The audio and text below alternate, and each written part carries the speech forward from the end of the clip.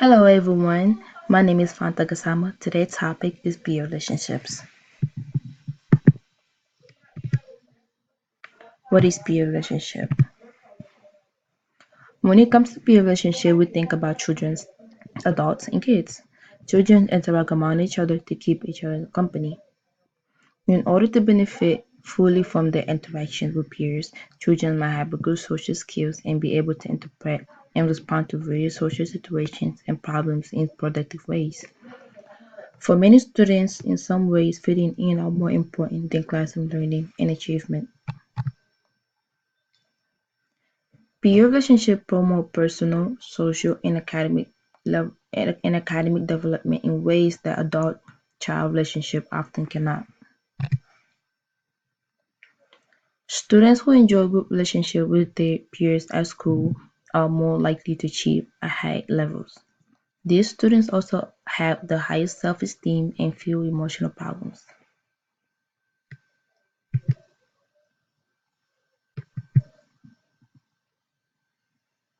Quality of peer relationship.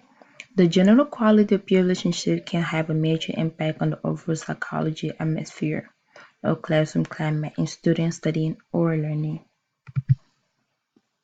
In classroom, the general quality of peer relationship can have a major impact on the overall psychological atmosphere of classroom climate.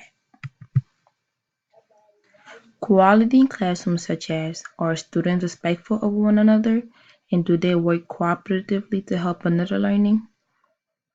Some students continually snub, belittle, or harass certain classmates based on the lack of coolness.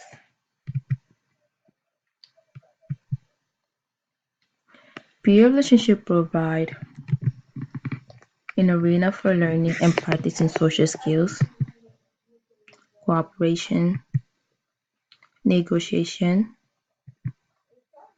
emotional regulation, conflict resolution, and emotional support.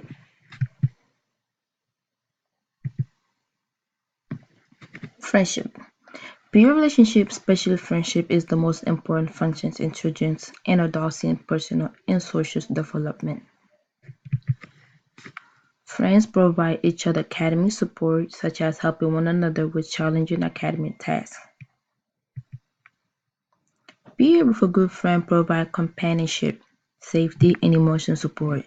Behaviors like that sometimes form a group of friends which goes from eating lunch together, protecting each other from bullies and other and shoulders to cry on. Peers interact among each other using technologies such as email, instant messaging, social networking sites like Facebook and other social medias, and internet chat rooms. Neglect students. They are identified as someone who would either most like or least like to do something with. They are tend to be alone, shy, unsure how to interact with others.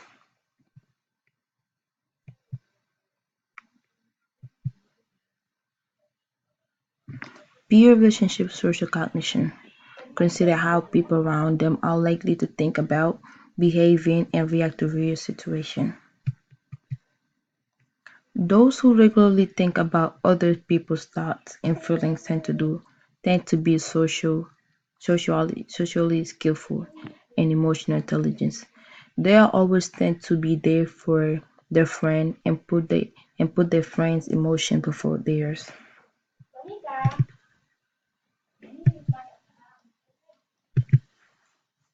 Aggressive behavior such as bullying occur in relationship. Bullying is the most biggest aspect in relationship and it can occur inside of school or outside of school. Controversial students. Many students in classroom refer to as popular. Students who actually fall into the popular category may really like or dislike other students. They can be aggressive, also sufficiently good social skills, fewer in maintaining close relationship with some peers. Young people gain their interaction from their peers and they tend to do the same. Those who are looking for companionship and ongoing emotional support are opting to work toward developing their social skills, enhancing the quality of their friendships.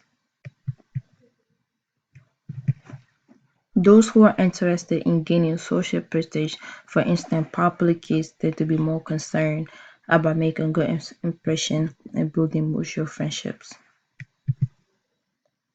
Kids who are socially awkward tend to withdraw from social situations as much as possible to minimize the chance of being labeled as a loser or a geek.